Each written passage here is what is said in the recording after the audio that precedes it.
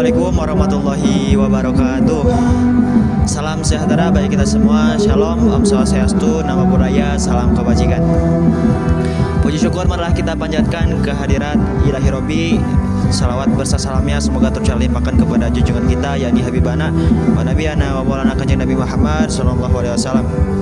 Karena atas rahmat dan karunia-Nya kita semua dapat berkumpul kembali dalam agenda kegiatan malam hari ini, yaitu kegiatan sharing session untuk berpendapat tentang bagaimana penerapan apa yang dimaksud globalisasi dan penerapan Pancasila di era globalisasi ini.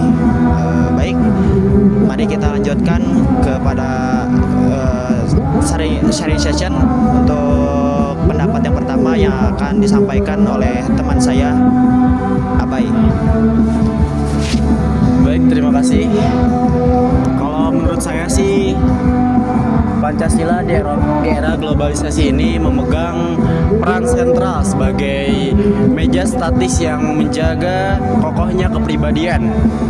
Seperti itu. Menurut saya, seperti yang kita tahu, Pancasila itu adalah ideologi Indonesia ya. Dan untuk globalisasi itu menurut saya adalah proses yang mendunia seperti perkembangannya teknologi ya, dengan adanya sosial media seperti TikTok, terus Instagram, YouTube. Nah, apakah saya ada pertanyaan ya? Apakah dari sini tuh Pancasila bisa diterapkan dengan era globalisasi ini gitu? Maksud saya gitu ya. Dan untuk saya, bahwa Pancasila dan era globalisasi itu saling bersinggungan secara dinamis. Pancasila berfungsi sebagai filter ideologis dan identitas nasional, sementara globalisasi adalah arus perubahan tanpa batas.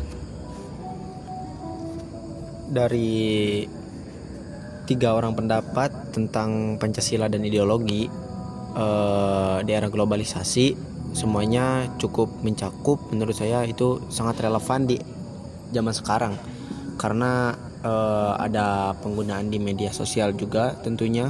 Nah, tadi sempat ada yang menyinggung tentang implementasi Pancasila. Nah, Pancasila itu kan ada dasar negara Indonesia. Tentunya Pancasila itu kita ketahui ada 5 sila.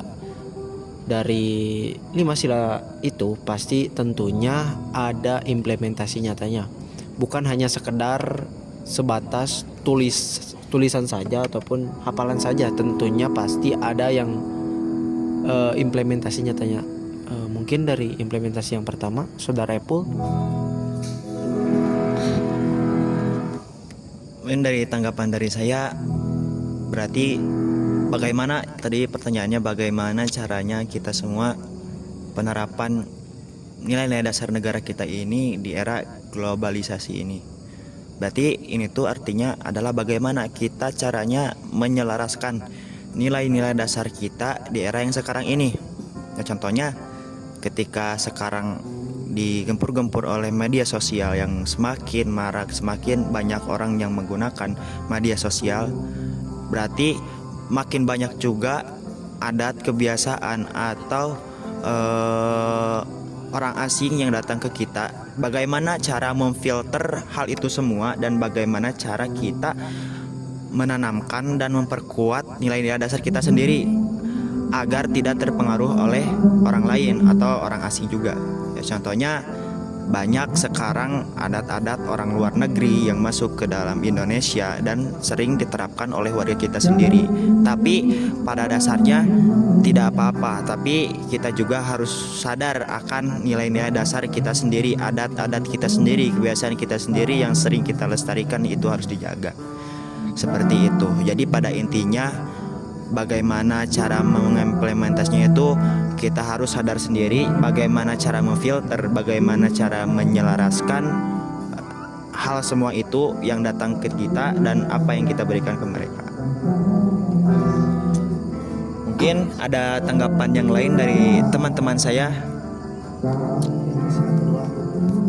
Kalau menurut saya ya, di contoh penerapan atau implementasi Pancasila di sila yang kedua, yaitu menolak aksi perundungan siber atau cyberbullying.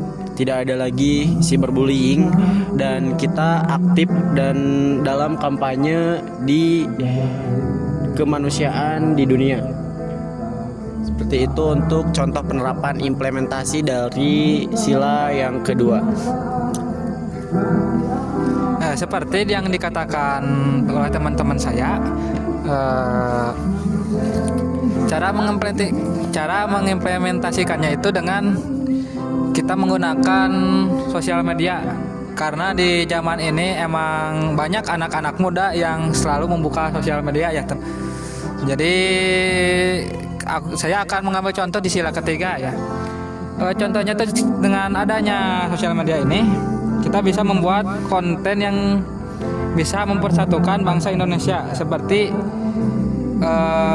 dengan membrandingkan budaya-budaya Indonesia yang hampir terlupakannya oleh anak-anak sekarang dengan tren-tren yang di luar negeri itu banyak yang masuk ke Indonesia gitu. Jadi cara kita mengimplementasikannya seperti itu dengan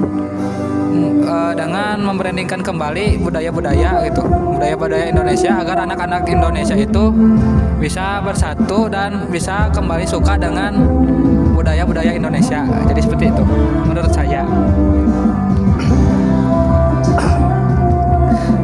Kalau menurut saya contoh pengimplementasian Pancasila tersebut yaitu di sila keempat ya, kita dapat menghormati perbedaan pendapat dan mengedepankan diskusi sehat. Seperti contohnya banyak di televisi juga tentang adanya perdebatan, pengkritikan seperti itu. Dan saat berinteraksi daring cocok itu di sila keempat untuk contoh implementasiannya. Itu menurut saya. Nah, dari berbagai sila-sila, dari sila pertama sampai sila keempat yang telah dibicarakan oleh teman saya, mungkin dari sila terakhir implementasinya itu lebih ke yang tadi disinggung oleh teman saya di sila yang ketiga, untuk mendukung branding ataupun hasil dari dalam negeri gitu ya. Sebenarnya jikalau kita membahas ke sila yang kelima ini, sesungguhnya itu cukup sedikit bersinggungan juga, karena ada juga nilai-nilai yang seperti mengembangkan lagi UMKM yang ada gitu kan. Jadi mengembangkan lagi apa yang ada di dalam negeri. Bukan berarti kita tidak butuh impor. Jelas kita butuh impor. Tapi jika kita masih bisa memanfaatkan yang di dalam negeri, kenapa tidak gitu. Menurut saya itu seperti itu. Dari sila yang pertama sampai sila yang kelima itu sungguhnya bukan hanya sekedar bahasa dan kata-kata saja. Tentunya memiliki nilai-nilai yang memang pada dasarnya itu akan terus-terus hidup dan aktif ketika diimplementasikan secara tepat. Karena itu masuknya ke dalam norma-norma juga sih menurut saya dari Pancasila itu. Mungkin itu saja dari saya. Baik, apakah ada yang ingin berpendapat kembali atau ingin menambahkan? Sepertinya cukup mungkin tambahan apa? Penutupan ini. Oke. Ya, mungkin tambahan dari saya sedikit untuk sila yang pertama, ketuhanan yang Maha Esa. Di era globalisasi ini, terutama di Indonesia, ada 6 agama yang disahkan oleh yang berada di Indonesia. Yang pertama ada agama Islam, Kristen, Buddha, dan ketiga agama yang lainnya. Terutama di era globalisasi ini, kita harus saling mentoleransi, kita harus saling mendukung, menghargai agama lain, karena di perbedaan agama itu kita bisa bersatu. Mungkin akhir kata perkenalkan nama saya Saiful Alam dengan NIM 2025001083. Dan saya Muhammad Akbar Aryan dengan NIM 202500100117. Saya Zikri Alfatoni Bahri dengan NIM 20250010010016. Dan saya dengan Said Hamdi Aditya dengan NIM 20250010010133. Saya Hikmah Ilahiyah dengan NIM 2025001040. Di sini kami mayoritas dari TS 25E. Ya, mungkin sekian sharing session pendapat kami dari pembahasan tentang bagaimana cara penerapan Pancasila di era globalisasi ini. Jadi pada intinya bagaimana cara kita memfilter, bagaimana cara kita menyelaraskan nilai-nilai dasar negara kita ini. Mungkin sekian dari kami. Mohon maaf atas kekurangan dan kelebihan atau ucapan kami yang kurang dimengerti. Wallahul muwaffiq ila aqwamit thoriq. Wassalamualaikum warahmatullahi wabarakatuh.